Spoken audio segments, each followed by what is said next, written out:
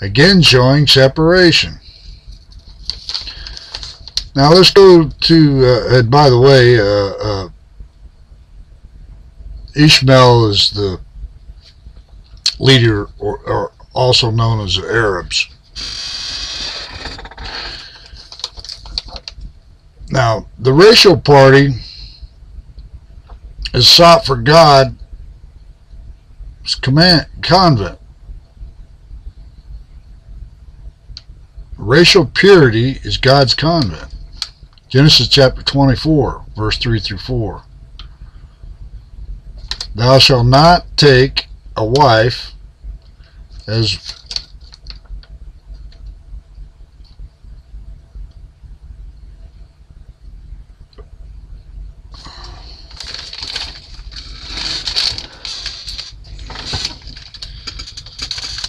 into my son. You shall not take a wife into my son. He's talking about Isaac. Of the daughters of the Canaanites. Who's the Canaanites? That's the dark people. Among whom I dwell. But thou shalt go into my country, and to my kindred, and take unto my son. Genesis chapter 8, verse 2. Arise, talking to Jacob. Go to the house of Bethel, thy mother, father, and take a wife from hence of the daughters of Laban. So there was, again, separation of tribes, separation of people, separation of race, which was believed in and commanded by God. And we go on to look at the separate and the different peoples of the predetermined in Genesis chapter 25, verse 23. Two nations are in the womb, Esau and Jacob. That's who they're talking about. And two manner of people shall be separate from thy bowels. Mixing of a strain, just a strain, is forbidden. Because in Leviticus chapter 19, verse 19, thou shalt not let thy cattle gender with a diverse kind. Thou shalt not sow thy field with mangled seed, neither shall a garment mingle of linen and woolen come upon thee. Then we have Deuteronomy chapter 22, verse 9 through 11.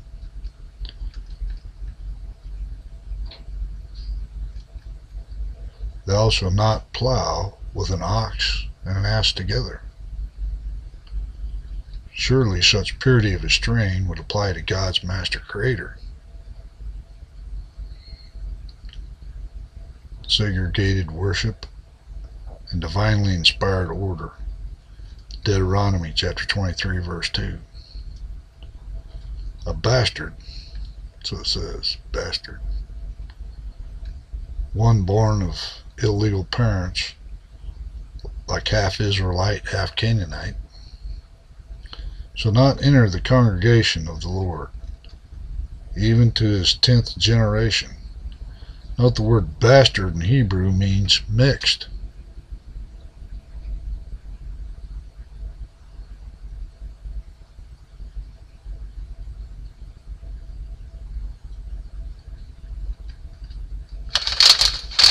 Now, Deuteronomy chapter 7, verse 1 through 3, neither shalt thou make marriage with them. Talking about the Canaanites, the dark ones again. Joshua chapter 23, verse 12 through 13. If ye cleave unto those nations and make marriage, God will no longer drive out any of these nations before ye. Okay? Then if you want punched in the face and told flat out if all these doesn't make sense to you, you can look at Israel chapter 10, verse 1 through 2.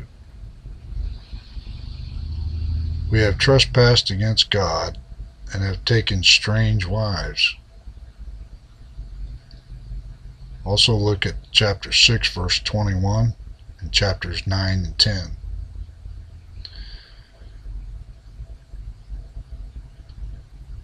Nehemiah, the next book after Ezra, chapter 10 verse 28 and 30, and chapter 13 verse 23 through 30. Basically you have Israel and Nehemiah. They solved the race problem by separation and segregation, and by severe punishment.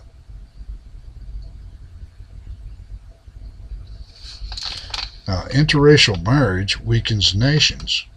See that in Ezra chapter 9 verse 12.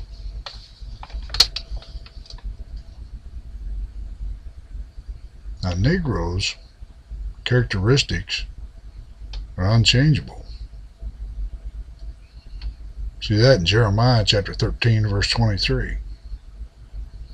Can the Ethiopians change his skin, or the leopard its spots? See, what happens is the black blood mixed just reverts back thinner. So white blood mixed with it is lost forever. Genocide. The conclusion, the Old Testament, this subject, there's more woven in it than just part what I can find in a very short scan. There's a lot more to it than what I'm showing you here in these tapes. Okay, now I'm going to jump into the New Testament real quick, where Christ teaches individual merit, not equality.